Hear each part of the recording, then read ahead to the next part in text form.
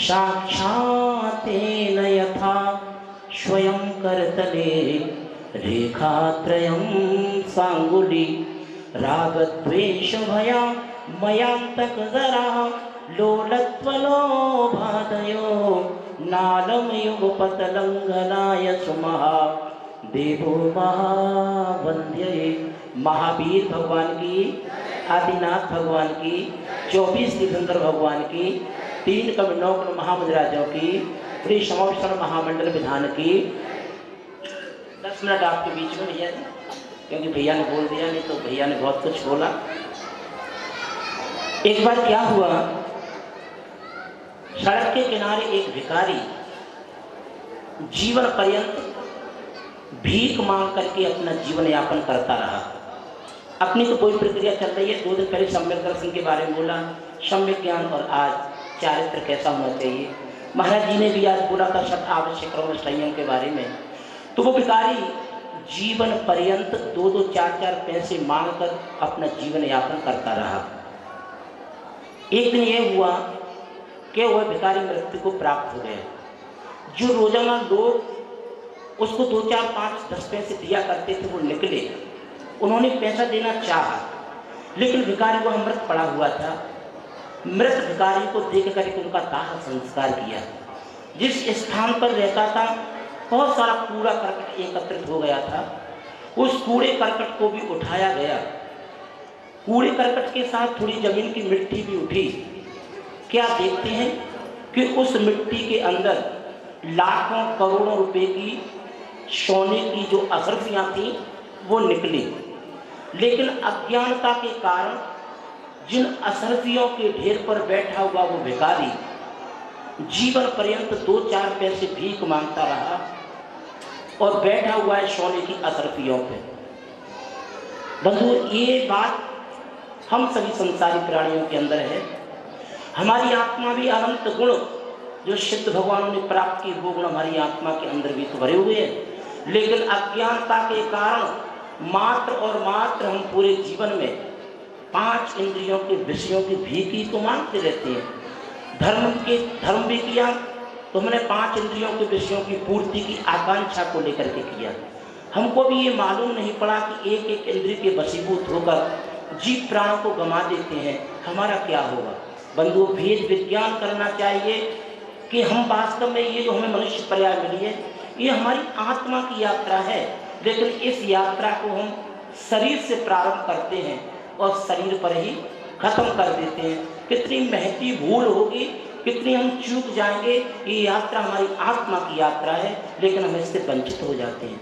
इष्टोपदेश में आचार्य भगवंत ने मात्र एक ही बात कही कि अनादिकाल से यदि हमारी इस आत्मा का परिभ्रमण करने का कोई मूल कारण है तो आज तक हमने आत्मा और आत्मा के अतिरिक्त जितने भी अनात्मा था, जितने भी अन्य पदार्थ हैं, उनके बीच में हमने भेद विज्ञान नहीं किया। जब तक भेद विज्ञान नहीं होगा तब तक हमें आत्मा की अनुभूति, आत्मा की प्रतीति नहीं हो सकती। लिखा एक कवि ने कि नहायो तू अनेक बार गंगा यमुना में, तीर्थ अनेक बार बंदे जाए जाए के, बड़े बड़े यज्ञ रचाए हैं अनेक बार, हो गया प्रसन्न जनता में नाम पाए के बन गया मुनि साधु सन्यासी महंत संत, बरणी ब्रह्मचारी वृद्धि भगत कहाए के, वो आत्म अनात्म को भेद नहीं जानो, मूढ़ चल दिया नर जन्म वृथाई गमाए के। ये जो मनुष्य पर्याय हमें मिली वो मनुष्य पर्याय इस आत्म तत्व को प्राप्त करने के लिए मिली, आत्मा का भेद विज्ञान करने के लिए मिली। लेकिन हम अनंतों बार अज्ञानता के कारण अनंतों बार अनेक पद धारण किए, लेकिन आज तक भेद विज्ञान नहीं हो पाया। बंधुओं, जीव जुदा पुद्गल जुदा यही जिनागम सार। यदि जिनागम का कोई सार है तो मात्र इतना है कि जीव जुदा, आत्मा अलग है और आत्मा के अतिरिक्त चिंतनीय पदार्थ है वो अलग है। इसलिए बंधुओं, इस आत्म तत्व को प्राप्त करने के लिए हमें 5 इंद्रियों के विषयों की जो भीख मांगते हैं उससे थोड़ा ऊपर उठना पड़ेगा। समझना पड़ेगा कि आखिर इन इंद्रियों के वशीभूत होकर के किन को क्या मिला। जैसे मान लीजिए एक कोई रास्ता में चलने वाला पथिक रथ पर आसीन है रथ में घोड़े जुटे हुए हैं और घोड़े की बलगाएं कहते लगाम उसके हाथ में है, तो वो अपने गंतव्य तक पहुंच सकता है। मान लीजिए यदि लगाम को उसने हाथ में छोड़ दिया, लगाम को छोड़ दिया और घोड़े तेज वेग से उसको ले जा रहे हैं, हो सकता है वो गड्ढे में आपको गिरा सकते हैं। बंधु, ऐसी ही ये जो हमारा शरीर है वो हमारा रथ है, आत्मा रूपी सारथी इसमें विराजमान है। 5 इंद्रियों के घोड़े, 5 इंद्रिय रूपी घोड़े इसमें जुटे हुए हैं, और छठवां जो मन रूपी लगाम यदि हमारे हाथ में हो तो हम गंतव्य स्थान तक पहुंच सकते हैं। और यदि मन रूपी लगाम को हमने ढीला छोड़ दिया तो ये 5 इंद्रियों के घोड़े न जाने हमें कहाँ गिराएंगे, और अनादिकाल से यही तो होता चला जा रहा है। इसलिए बंधुओं, ये 5 इंद्रियों को वश में करने के लिए अपनी मन रूपी लगाम को अपने हाथ में रखिएगा। और 5 पापों से हम कैसे विरक्त हो सकते हैं? 5 पापों का ही यार संसार में जो अनादिकाल से परिभ्रमण कर रहा है वो जी 5 पापों को लेकर के ही है, जिसमें हिंसा, झूठ, चोरी, कुशील, परिग्रह, ये 5 पाप हैं। जब तक हम उनको सर्वथा त्याग नहीं करेंगे, जब तक सर्वथा त्याग करने की सामर्थ्य नहीं है, तो कम से कम एक देश त्याग करें, जीवों की विराधना का त्याग करना, त्रस्त हिंसा का त्याग, वृथा, थावन, सहारे सब जानते हैं। ऐसे बात नहीं बोलना, ऐसे झूठ नहीं बोलना, या ऐसी सत्य भी नहीं बोलना जिसको बुरा लग जाए। एक उदाहरण दूं सत्य के बारे में। एक राजा एक आंख का था, उसने 3 चित्रकार बुलाए और चित्रकारों से कहा कि मेरा सुंदर चित्र बनाइए। 6 महीने का समय दिया गया। 6 महीने के बाद तीनों चित्रकारों ने अपना अपना चित्र प्रस्तुत किया। पहले चित्रकार ने बनाया बिल्कुल राजा जैसा था, लेकिन एक आंख नहीं थी, वैसा ही दर्शा दिया। चित्र सत्य था लेकिन सही नहीं लग रहा था, इसलिए राजा ने रिजेक्ट कर दिया। दूसरे चित्रकार ने चित्र बनाया, राजा की दोनों आंखों वाला बना दिया। चित्र अच्छा तो लग रहा था लेकिन झूठा था, क्योंकि राजा एक आंख का था। तीसरे चित्रकार ने चित्र बनाया, उस राजा को शिकार करते हुए दिखाया, और जब शिकार करते हैं तो एक हाथ आंख के पास होता है और एक हाथ आगे होता है, तो जो आंख नहीं थी वो आंख उस हाथ से ढक गई। राजा ने कहा सत्य भी है और अच्छा भी लग रहा है। तो बंधुओं, हम ऐसी सत्य, जैसे आप कहते हैं एक दोहा लिखा है कि काना से काना मत कहे, नहीं काना जागा रूठ, और धीरे धीरे पूछ ले तरीके से गई है कूट। अर्थात ऐसी हमें सत्य भी नहीं बोलना चाहिए दूसरे को खराब लगे। तीसरा बात बताया चोरी। वास्तव में तो हम पर पदार्थों की चोरी को चोरी कहते हैं, लेकिन निश्चय रूप से हम अपनी आत्मा की अनादिकाल से चोरी ही तो कर रहे हैं। जिस आत्मा में अनंत दर्शन, अनंत ज्ञान, अनंत सुख, अनंत वीर जैसी शक्ति विद्यमान थी, उस आत्म तत्व को आज तक हमने प्राप्त करने का कहाँ समीचीन पुरुषार्थ किया। बंधुओं, आत्म प्रवंचना से बढ़कर जगत में कोई प्रवंचना नहीं होती, आत्म ठगी से बढ़कर जगत में कोई ठगी नहीं होती। दूसरे को ठगना बहुत आसान है, लेकिन अपने ठगे जाने का एहसास होना बहुत कठिन है। निरंतर हम अपनी आत्मा से ठगी तो जा रहे हैं, अनंत अनंत परावर्तन हमने कर लिए कि आज तक ये आत्मा को प्राप्त करने का अनंतों बार मौका मिला, लेकिन हम उन्हीं 5 इंद्रियों के विषयों में आसक्त रहे, मन के विषय में आसक्त रहे, 5 पापों में आसक्त रहे। इसीलिए हम भी अपनी भगवत स्वरूप आत्मा को प्राप्त नहीं कर पाए। ये भगवान बैठे हैं। एक अंग्रेज फॉरेंस व्यक्ति बावली भगवान की मूर्ति को दर्शन कर रहा था। उसने दर्शन करके अपनी जीवनी में लिखा कि कितनी भव्य शांतपूर्ण प्रतिमा है जो बिना बोले शांति का उपदेश दे रही है। ये भगवान आंख मीच कर बैठ गए। ये हमारे आदर्श हैं, और इन आदर्श की बात हमने नहीं मानी तो काहे के आदर्श?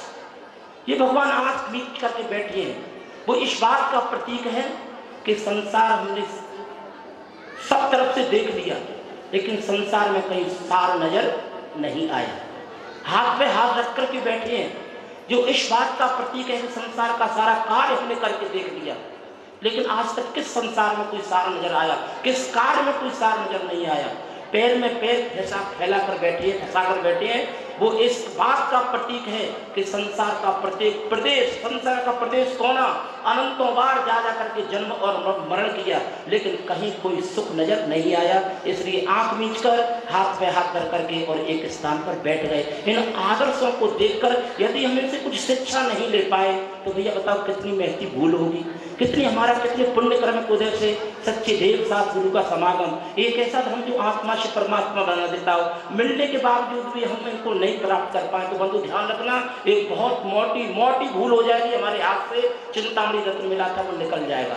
चौथा आता है ब्रह्मचर्य। हम पर्युषण पर्व की पूजा पढ़ते हैं, संसार में विश्व बेल नारी तज गई योगीश्वरा, है ना।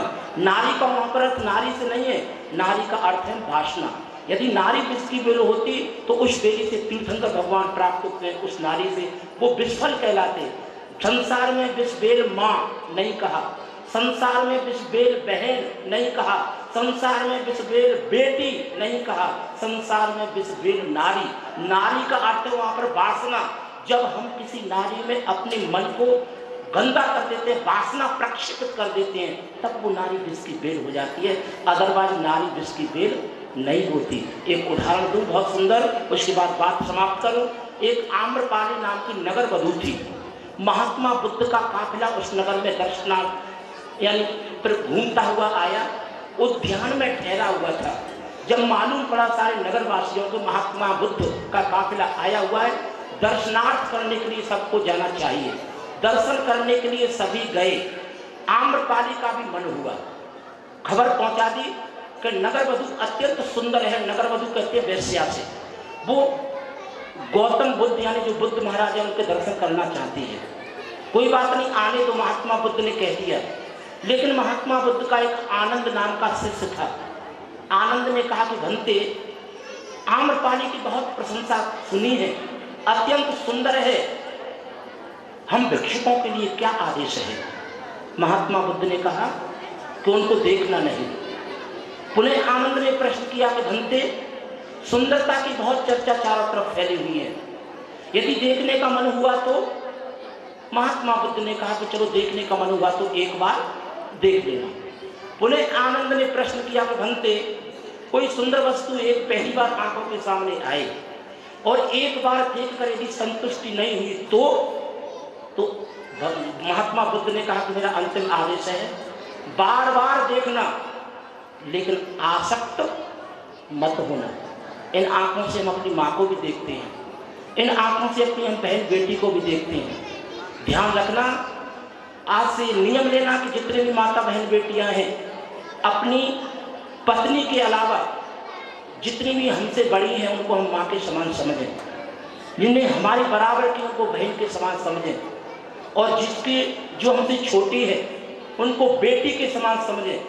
और यदि इसके अलावा यदि कहीं दृष्टि जाती है तो फिर बहुत गड़बड़ है। साधुओं के लिए आदेश दिया, अंतिम बात कहकर के बाद विराम करूं। साधुओं के लिए आदेश दिया, कितनी गहरी बात है, किसी पर पदार्थ को देखना नहीं, क्योंकि अपनी आत्मा के अलावा तुमको पर पदार्थ देखने की कहाँ फुर्सत मिली या कहाँ समय मिला। अपनी आत्मा को देखना नहीं। यदि देखें भी तो उसमें भेद मत करना कि ये जड़ है या चेतन है। चलो इतनी दृष्टि नहीं बन पाई तो भेद कर लेना कि ये जड़ है या चेतन है, इसके बाद भेद मत करना।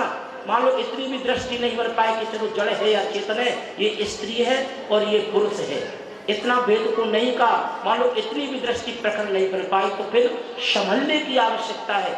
जब तुमको स्त्री दिखे तो मेरे से बड़ी है, वो मेरी माँ के समान है, मेरे के बराबर है, जो बेटी बहन के समान है, और जो मुझसे छोटी है वो बिटिया के समान है। यदि 3 रिश्तों के अलावा यदि चौथे रिश्ते पर तुम्हारी दृष्टि गई तो फिर ब्रह्मचर्य खंडित होने में देर नहीं लगेगी। 5वां कार्य बताया, परिग्रह। परिग्रह का मर्यादा रखिएगा, गृहस्थों के पास परिग्रह होना चाहिए। जैसे आचार्य कुंद ने कहा रेणुसार नाम के ग्रंथ में, जिस साधु के पास 2 कौड़ी है वो 2 कौड़ी का नहीं, और जिस गृहस्थ के पास यदि 2 कौड़ी नहीं है तो वो भी 2 कौड़ी का नहीं। 3 प्रकार की आवश्यकताएं बताई, अनिवार्य आवश्यकता, सुखकर आवश्यकता और विलासिता। कोई बात नहीं, अनिवार्य आवश्यकताओं की घर गृहस्थी में लेकर के पूर्ति करना परम आवश्यक कर्तव्य है और दायित्व भी हमें करना चाहिए।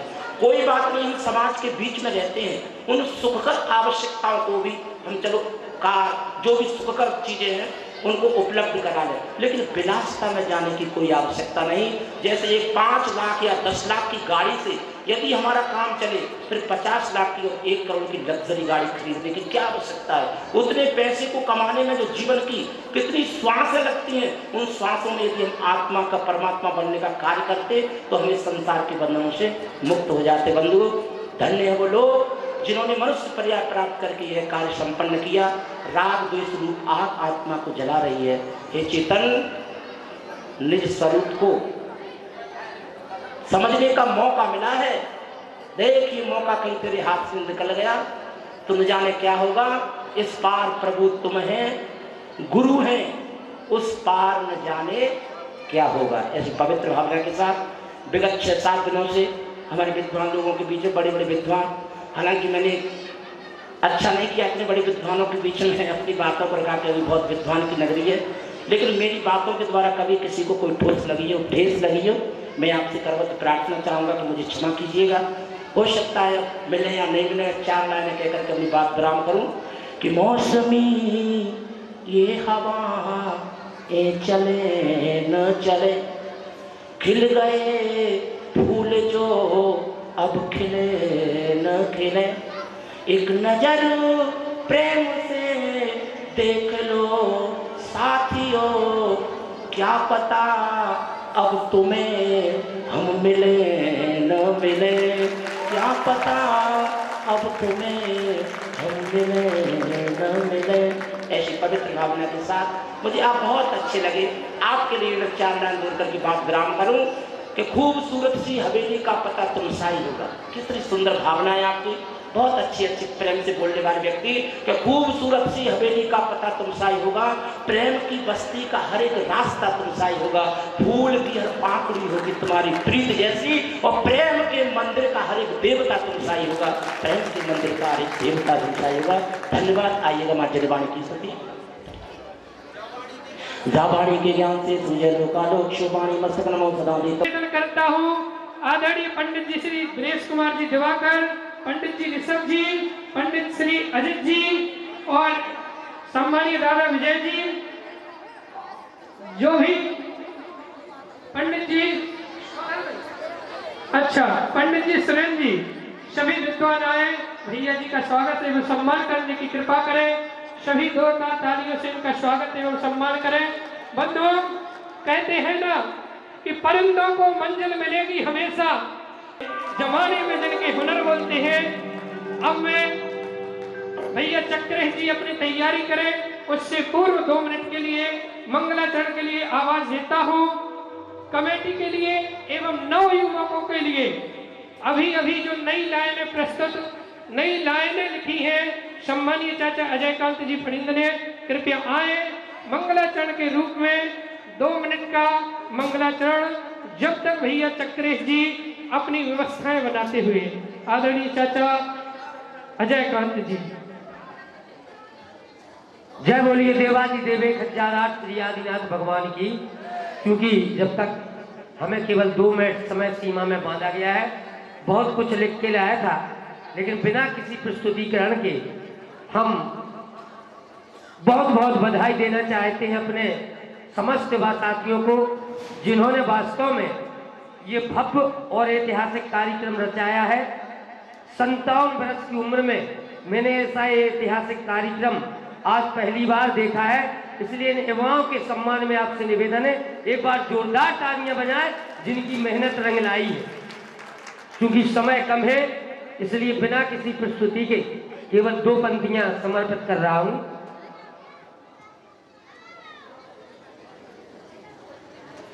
पूज बिरंजन पूज सुप्रभा सागर जी का बंदन सत सत बार करे, श्री समूह शरण मंडल विधान की हम सब जय जयकार करें।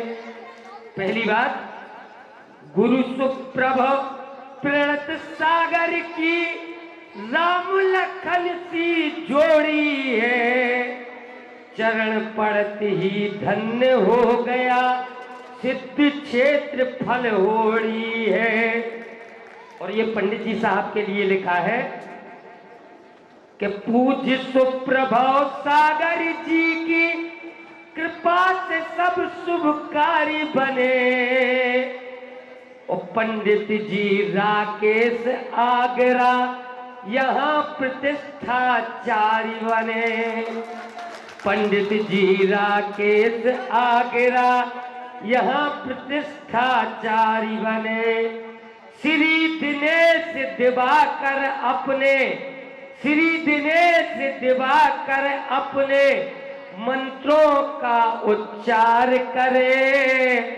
श्री समोसरण मंडल विधान की हम सब जय जयकार करें। क्षमा चाहता हूँ, गीत बहुत लंबा है, इसलिए मैं सभी पात्रों को अब समाहित नहीं कर पा रहा हूँ। केवल तैयारियां हो चुकी हैं, इसलिए अंतिम पंक्तियां अपने इन युवा भाइयों के लिए, क्योंकि इंसान में इंसानियत का भान होना चाहिए, कर्तव्य और परायणता की पहचान होना चाहिए। यूं तो दौलत सभी कमा लेते हैं, मगर ईमान का ईमान से सम्मान होना। और वाकई में बधाई के पात्र से हमारे युवा साथी, इसलिए हमने लिखा कि पाकर शुभाशीष गुरुवर का दृढ़ संकल्प उठाया है। युवा तरुणाई ने मिलकर नया इतिहास रचाया है। युवा तरुणाई ने मिलकर नया इतिहास रचाया है। मिलकर सभी युवाओं ने फिर धर्म ध्वजा फहराई है बधाई के पात्र युवा जिनकी मेहनत रंग लाई है बधाई के पात्र युवा जिनकी मेहनत रंग लाई है। जो भी पधारे इस विधान में उन सब का स्वागत बंधन। जो भी पधारे इस विधान में उन सब का स्वागत बंधन। और आज हृदय से युवा वर्ग का करता अजय है अभिनंदन। आज हृदय से युवा वर्ग का करता अजय है अभिनंदन। केसरिया राकेश हटैया केसरिया राकेश प्रगट किन शब्दों में उद्गार करे। केसरिया राकेश प्रगट किन शब्दों में आभार करे। श्री समोसरण मंडल विधान की हम सब जय जयकार करें। श्री समोसरण मंडल विधान की।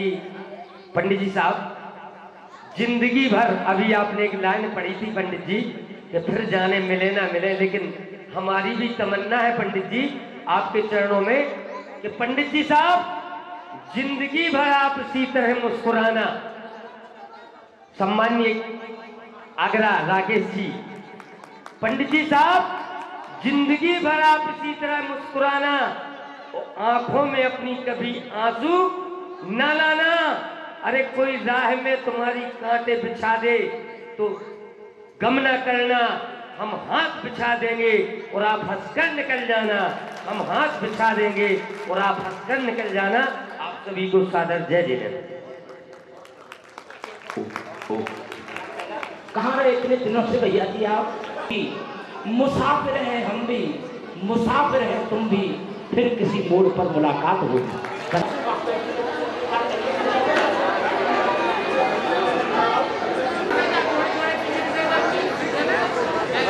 चलो तुम अपने लगाओ जब तक वो तैयार होगा। आ जाओ जल्दी आ जाओ। मैंने बोला था बेटा किसी का नहीं होना, इतना लंबा कार्यक्रम है फिर भी तुम तैयार होके आ जाते हो।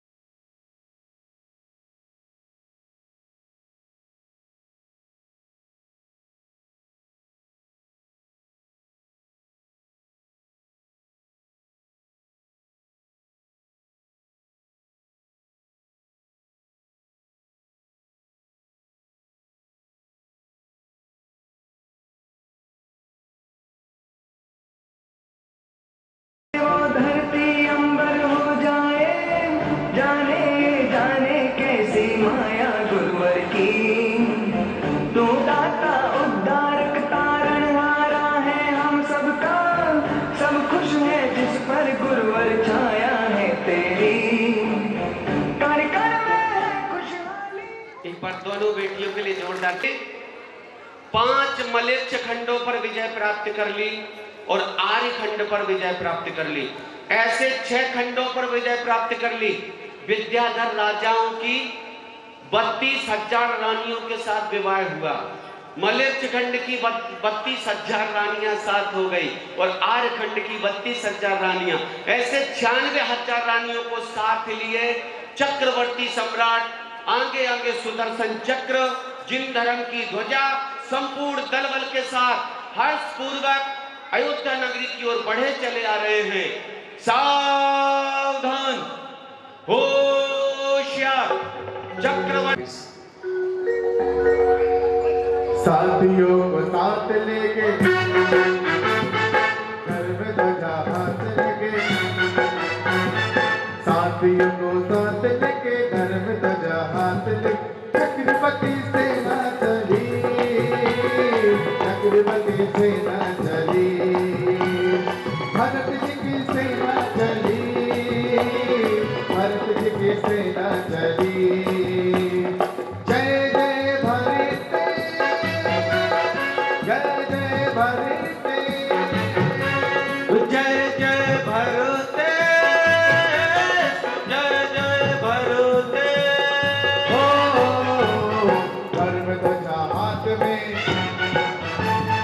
शस्त्र भी है साथ में,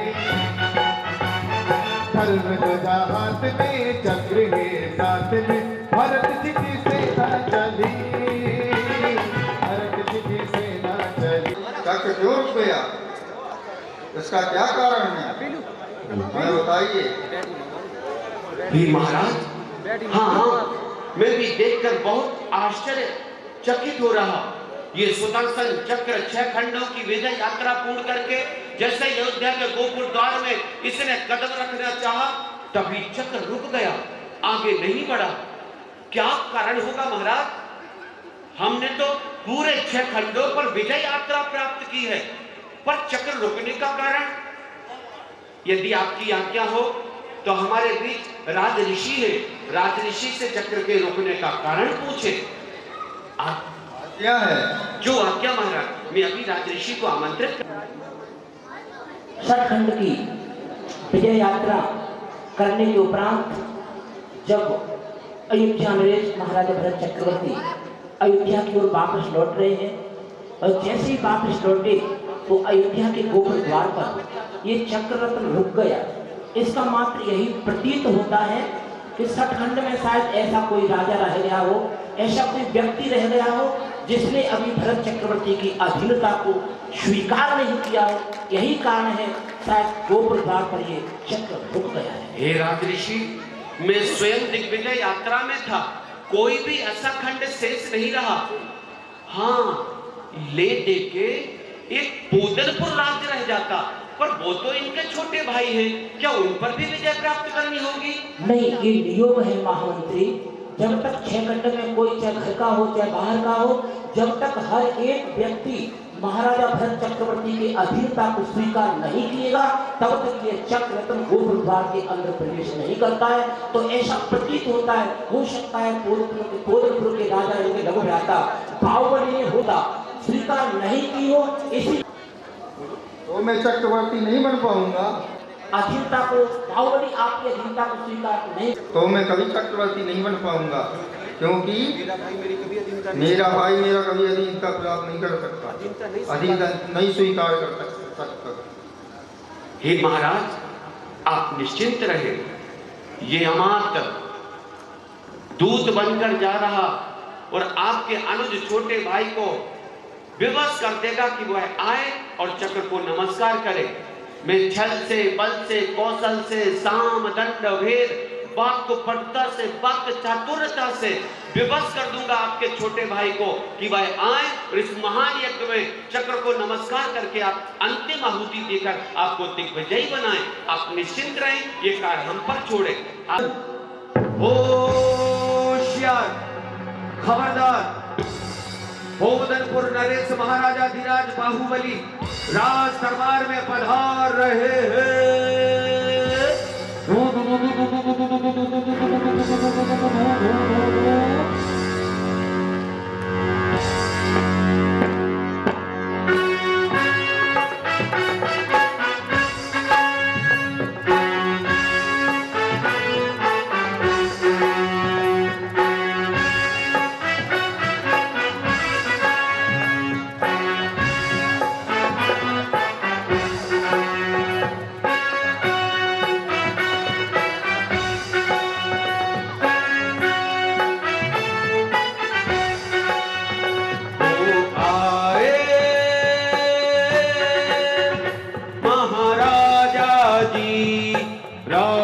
सभा में आए। ये हो महाराजा धीराज बाहुबली की, ये हो महाराजा धीराज बाहुबली की, ये हो।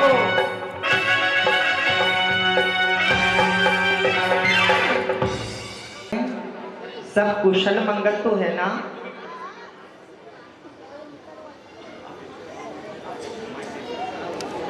महाराज की जय हो। राजा जी की जय हो। महाराजा जी की जय हो। हे महाराज, आपके राज्य पोदनपुर का क्या कहना? हे महाराज, पोदनपुर में चारों तरफ सुख शांति है। कहीं से लेकर भी कहीं तक किसी भी प्रकार की अप्रिय घटना का कोई समाचार नहीं। प्रजा में मानसिक रूप से, आर्थिक रूप से, बौद्धिक रूप से, धार्मिक रूप से, सामाजिक रूप से समस्त रूपेण खुशियां ही खुशियां हैं महाराज। जो आपके पिताश्री ने आपको शिक्षा दी कि अहिंसात्मक जीवन यापन इस राज्य में हो, वही राज्य का संचालन आपने करना मुझे सिखाया। अतएव संपूर्ण प्रजा में कूट कूट कर अहिंसा का वातावरण गुंजायमान है। हे महाराज, मैंने आपके पोदनपुर राज्य में प्रत्यक्ष नेत्रों से देखा, शेर और गाय दोनों मिलकर एक साथ प्रेम पूर्वक एक घाट पर पानी पीते हैं। जब मैं आकाश की तरफ दृष्टि दौड़ाता हूं तो बाज पक्षी और छोटे पक्षियों में भी मैंने कलनाद देखा है, जबकि बाज पक्षी छोटे पक्षियों का भक्षण कर जाते हैं। महाराज, जब जमीन पर देखता हूं तो चूहे और बिल्ली में भी मैत्री भाव है, जबकि एक दूसरे के दुश्मन है। सर्प और नेवला भी प्रेम पूर्वक जीवन यापन करता है। सच्ची तो कहा किसी ने, यथा राजा तथा प्रजा। जिस राज्य का जैसा राजा हो, उस राज्य की वैसी प्रजा होती है। महाराज, आप पुत्र पथ अपनी प्रजा का पालन करते हो। जैसा कि आपके पिताश्री ने कहा था कि जिस प्रकार हे बाहुबली मैंने तुझे पाला पोसा, उसी तरह तू पिता तुल्य प्रजा को रखना और तू भी संतान समझकर प्रजा का पालन करना। सो आप कर रहे हो। आपकी जय हो महाराज, आपकी जय हो। बहुत खूब मंत्रीवर। पूज्य पिताजी का जैसा संदेश था, जैसी शिक्षा थी, उसके अनुसार ही मैं राज्य का संचालन कर रहा हूँ। और आप जैसे महामंत्री हैं, तब मुझे चिंता की क्या बात है?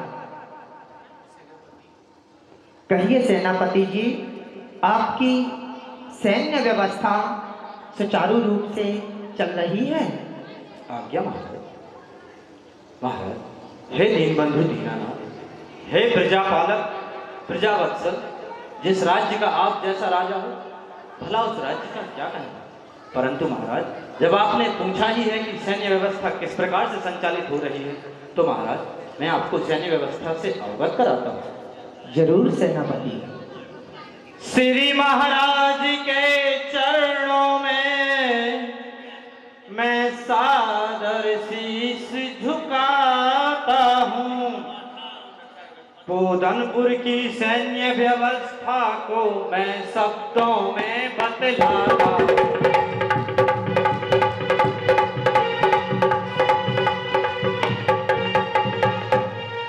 हे महाराज, 12 सेनाएं खड़ी सदा।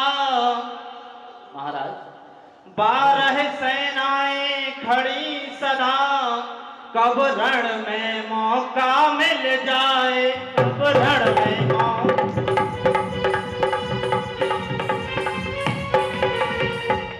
और जा करके जौहर दिखलाऊं, जा करके जौहर दिखलाऊं, जीवन मेरा ये खिल जाए।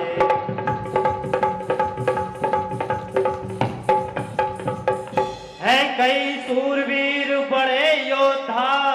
महाराज, हमारी सेना में हैं कई सूरवीर बड़े योद्धा, जो भूचाल प्रलय ला देते हैं, भूचाल प्रलय ला देते हैं।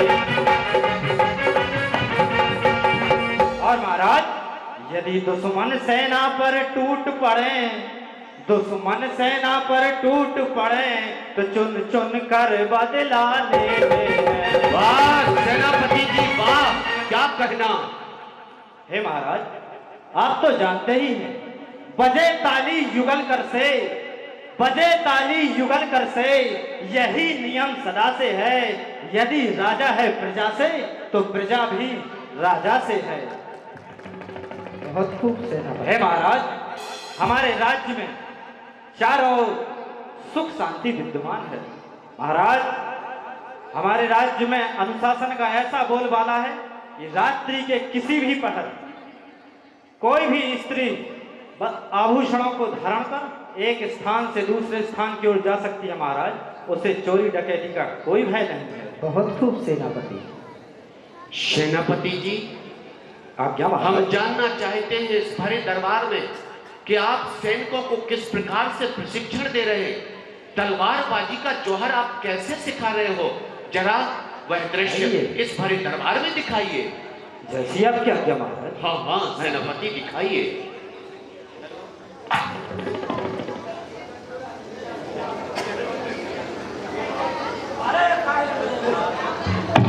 महाराज जय हो।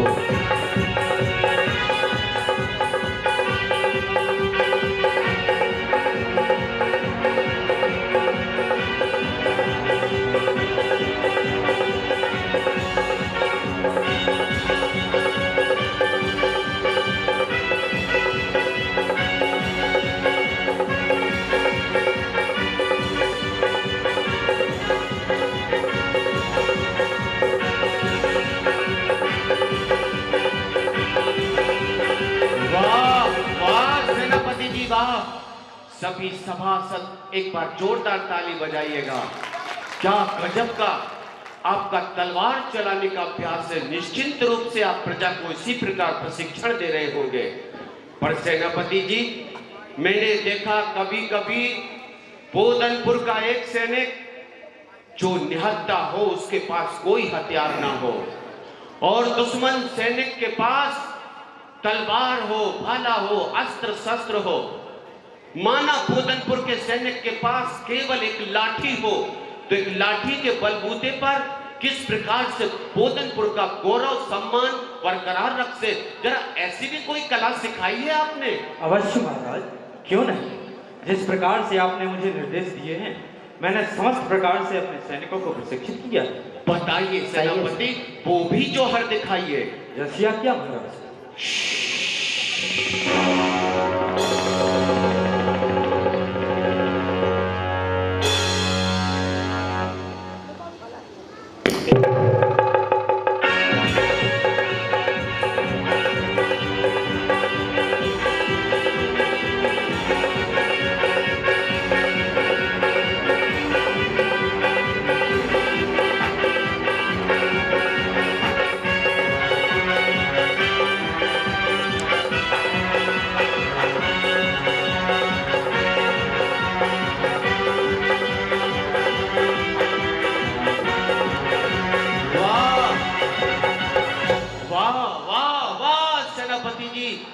यदि सामने से गोली का भी बार आए तो गोली आपके इस लाठी से टकरा कर वापस हो जाए।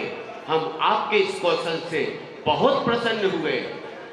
सेनापति जी, पड़ोसी राज्य से, अंग देश से एक पहलवान आया है।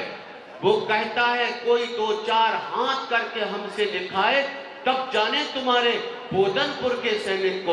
तो क्या तुम अंग देश के लल्लू पहलवान से मुकाबला कर सकते हो?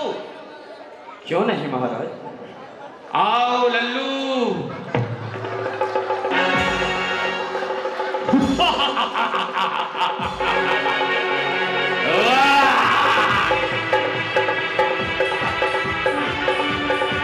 लल्लू, ड्रेस उतार दो लल्लू।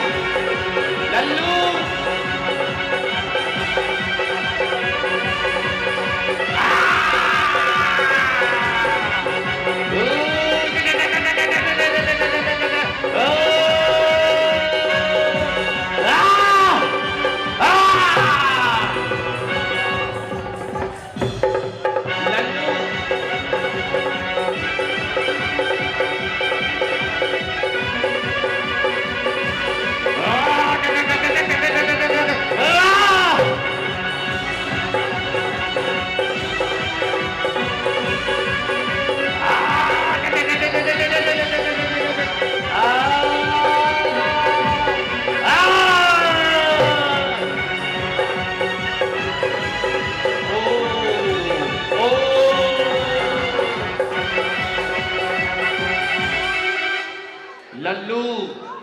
तुम्हारे अकेले की बस की बात नहीं, तुम्हारा साथ देने के लिए उतंग देश का कल्लू भी बुलाया है।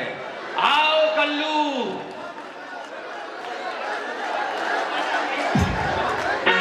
दूर पड़ो दोनों।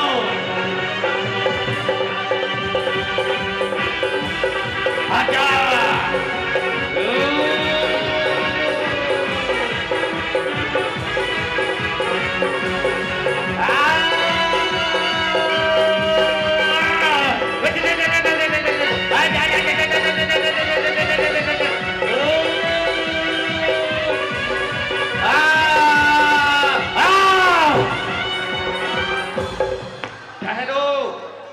तुम दोनों लल्लू कल्लू के बस की बात नहीं।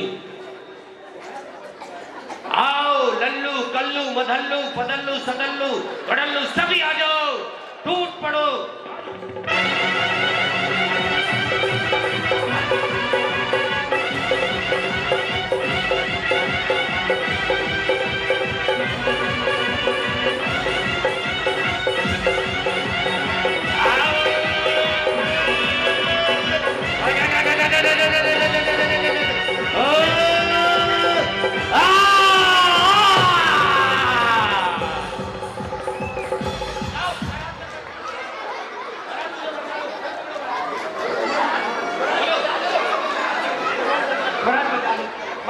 महाराज मुझे बचा लो, महाराज मुझे बचा लो, महाराज।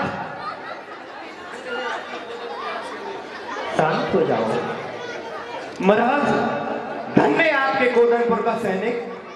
महाराज मुझे घमंड, दम्भ, मान और अभिमान था जो, महाराज आपके दरबार में मेरा सब चूर चूर हो गया।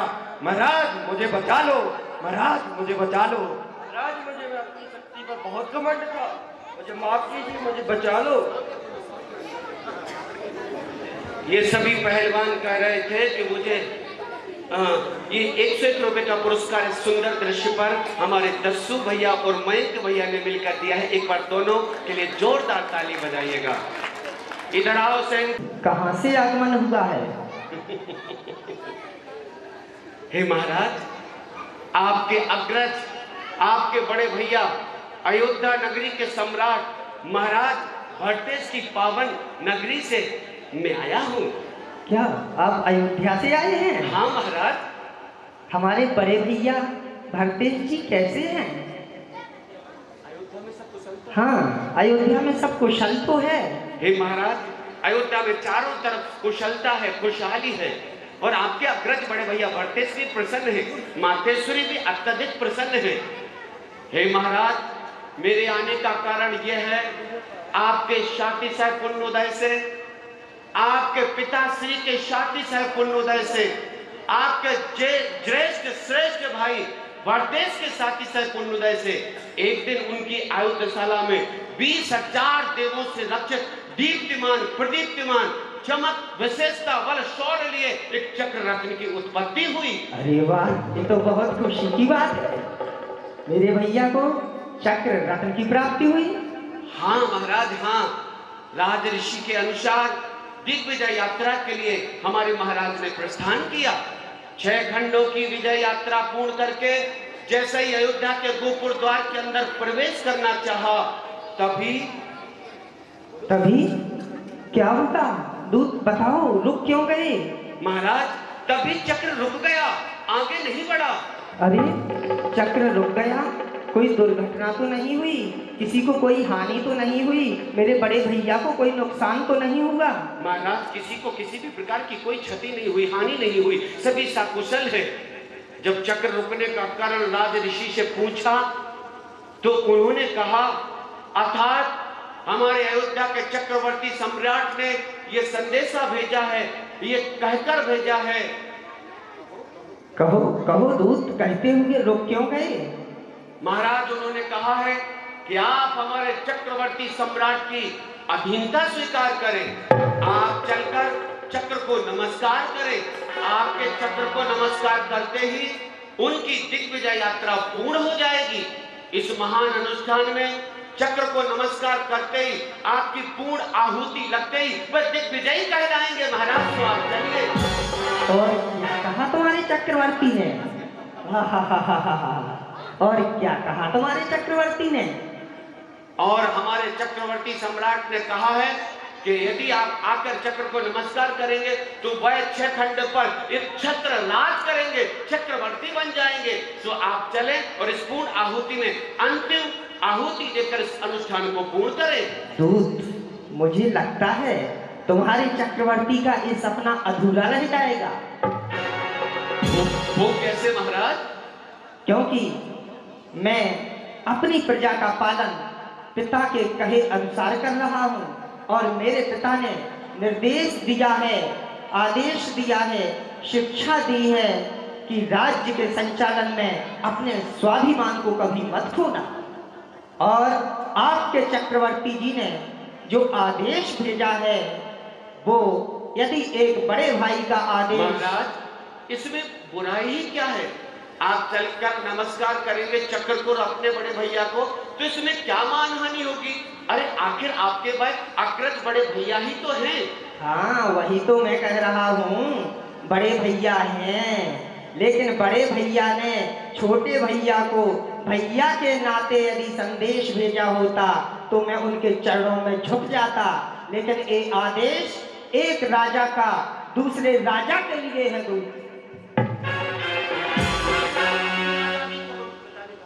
एक आदेश एक राजा का दूसरे राजा के लिए है और अपनी आजादी को हरगिज हम मिटा सकते नहीं। सर कटा सकते हैं लेकिन सर झुका सकते हैं। क्षमा करें महाराज, हमारी धृष्टता को क्षमा करें। मैं पुनः आपसे कहूंगा कि आप उनकी अधीनता स्वीकार लीजिए, आप चक्र को नमस्कार कर लीजिए ताकि हमारे चक्रवर्ती सम्राट 6 खंड का एक छत्र राज्य कर सके। चलिए महाराज। दूत, आप संदेश देने आए हैं, उपदेश देने नहीं आए हैं। और कह देना अपने राजा से, अपने चक्रवर्ती से कि युद्ध कर ले। क्या महाराज, यदि आप अधीनता नहीं स्वीकारेंगे तो परिणाम के बारे में तो भली भांति ही जानते होंगे। हाँ हाँ दूत, परिणाम को जानता हूँ, परिणाम को जानता हूँ।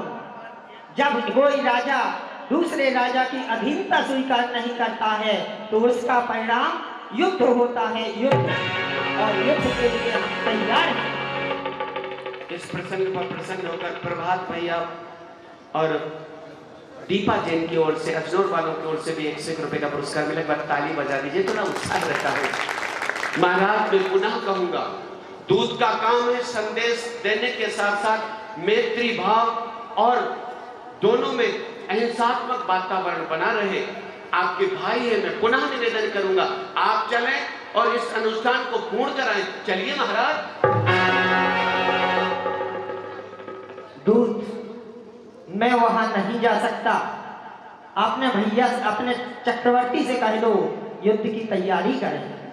तो ठीक है महाराज, यदि आपको युद्ध ही स्वीकार है तो बाकी की बातें युद्ध क्षेत्र में होगी, क्योंकि हमारे चक्रवर्ती सम्राट भरतेश की अक्षुणी सेना तो छावनी में विश्राम कर रही है, प्रतीक्षा कर रही है। और आप तो जानते ही हैं, चक्रवर्ती अर्थात चक्र वो रथ का पहिया जो सदैव चलता रहता है, वह तो आगे बढ़ने के लिए तत्पर ही है। तो ठीक है महाराज, आप अपने सैन्य बल को तैयार कीजिए और चलते हैं युद्ध जरूर क्षेत्र की ओर। हमारे सैन्य बल में हमारा एक एक सैनिक अयोध्या के 100 सैनिक पर भारी पड़ेगा। चलिए युद्ध की तैयारी कीजिए। तो ठीक है महाराज, तैयार करिए। आदरणीय कोमल चंद जी जैन चोपड़ा वालों ने भी 100 रुपए दिए हैं पुरस्कार स्वरूप, आपको बहुत बहुत धन्यवाद। यहाँ बाहुबली की सेना तैयार। सेनापति जी, आज्ञा महाराज। सेना को तैयार कीजिए। महाराज, हमारी समस्त प्रकार की सेनाएं सदैव युद्ध के लिए लालायत है। महाराज, आपका एक इशारा होते ही सारी सेनाएं रणभूमि की ओर कूद कर जाएंगी। हमारा एक एक सैनिक 100 सैनिकों पर भारी पड़ेगा महाराज। चलिए महाराज, हम रणभूमि की ओर चलते हैं।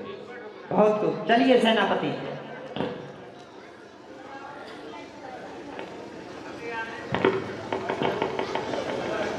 जी ये एक फीता है, एक बार अच्छे से जेब देख लीजिए। ये फीता कहीं आपकी जेब में तो नहीं है?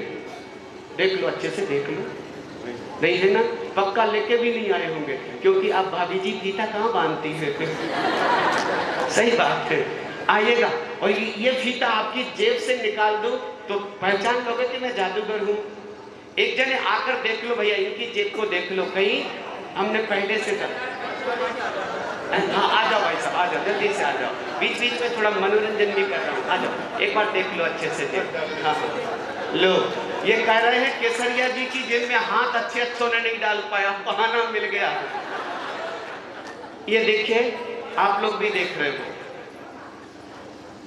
थोड़ा सा मंत्र नमोकार, हल्का सा मंत्र नमोकार, मंत्र नमोकार, हमें प्राणों से प्यारा, ये है वो जहां,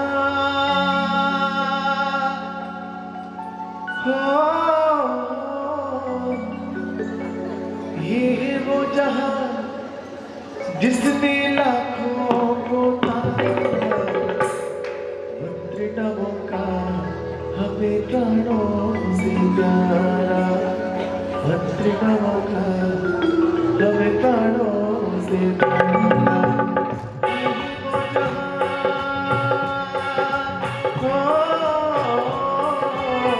ये वो जहां जिसने लाखों को तारा। मंत्र नमोकार।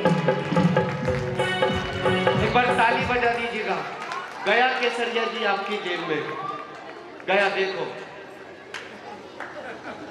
देखो, जादू मानोगे ना यदि इनकी जेब से निकल गया तो? आओ बेटा, एक छोटे से बेटा उठो और देखो इनकी जेब से निकालो। आ जाओ, जल्दी से आ जाओ, जल्दी से आ जाओ, छुटकू आ जाओ। मान लो आ गया तो जादू हो जाएगा ना। देखो बेटा, इस वाली जेब में देखो, इस वाली जेब में। हाँ अच्छे से देखो, खोल लो यार, बटन खोल लो। हाँ देखो, अच्छे से देखो। नहीं क्या झूठ कह रहा है, ये है, देख खतोल, अच्छे से खतोल। नहीं ना, नहीं है, तुमने अच्छे से निकल। आओ दूसरे जने आ, एक बिटिया तू आ जा, तू आ जा, आजा आजा, उस वाले जेब को देख, आजा आजा, जल्दी से आ जा। निकला क्या? नहीं है, बैठ जाओ, तो तुम्हारे हाथ की बात नहीं है। यदि निकल आए तो एक बार ताली बजा देना, आपको लगेगा जादू होगा। बजाओ ताली, बजाओ। हमें प्राणों से प्यारा, मंत्र नमोकार, हमें प्राणों से प्यारा, ये है वो जहां,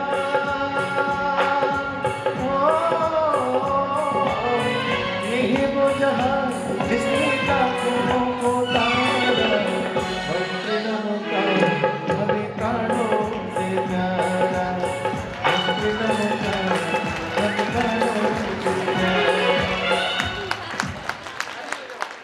बहुत पानी है क्या? थोड़ा सा पास में पानी। आहा, केसरिया जी भाई साहब ने 501 रुपए का पुरस्कार इस कलाकार के। वो 500 का नोट दिखाने भाई साहब, एक मिनट। नहीं, मैं उसी से जादू दिखाऊंगा। एक भाई साहब दिखाओगे? चलो आ रहा, पुरस्कार आ रहा। थोड़ा सा पानी लाओ यार, जरा सा पानी लाओ, थोड़ा सा लाओ बेटा। किस समीप आना पड़ेगा आपको, गजब का जादू है। एक बार पास। नहीं अब नहीं मांगूंगा यार, अब नहीं चाहिए, अब नहीं चाहिए।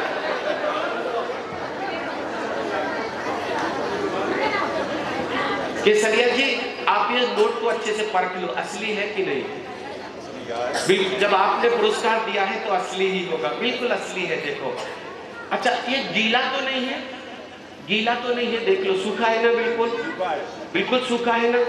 आइए मैं एक आपको जादू दिखाता हूँ करके। क्या बात, पक्का? चलिए हम जादू दिखाते हैं। अच्छा क्या बात बेटा, क्या नाम है?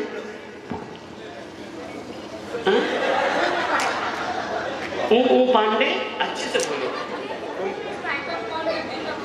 चलिए, दीपक टेंट हाउस आपकी ओर से, हाँ कुमकुम पांडे की ओर से मिला है 50 रुपए का पुरस्कार। आपको बहुत बहुत बधाई। और कुछ और पुरस्कार आया है, 101 रुपए का पुरस्कार आदरणीय मोतीलाल जी।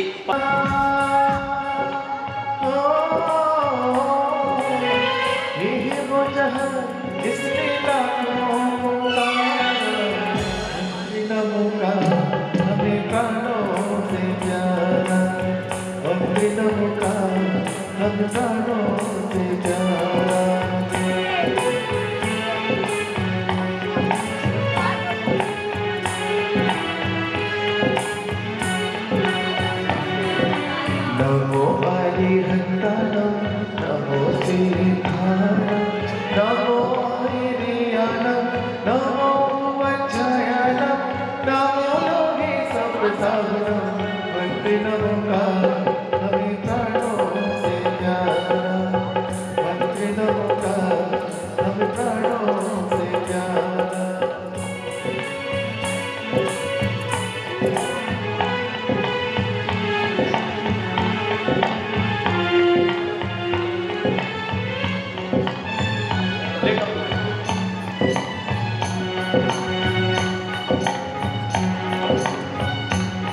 नमकार मंत्र ही प्यारा जिसने लाखों को तारा उस हमने 100 के नोट में पानी डाला था। एक बार अच्छे से चेक कर लो केसरिया जी, देख लो गीला तो नहीं हुआ। अच्छे से बताओ ना, एक बार देख लो, अच्छे से देख लो। अच्छा दूसरा निकाल लिया। अच्छा बाल बच्चे कह रहे हैं सूखा वाला निकाल लिया। चलो बजाओ ताली, बजाओ एक बार। यही तो जादू है साहब, यदि इसी नोट से पानी आ जाए तो ताली बजा दोगे ना?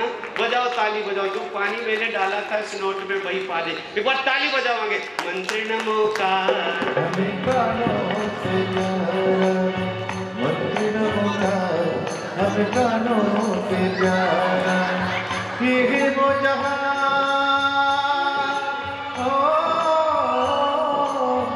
ये वो जहां जिसने लाखों को तारा मंत्र नमो का हमें प्राणों से प्यारा मंत्र नमो का हमें प्राणों से प्यारा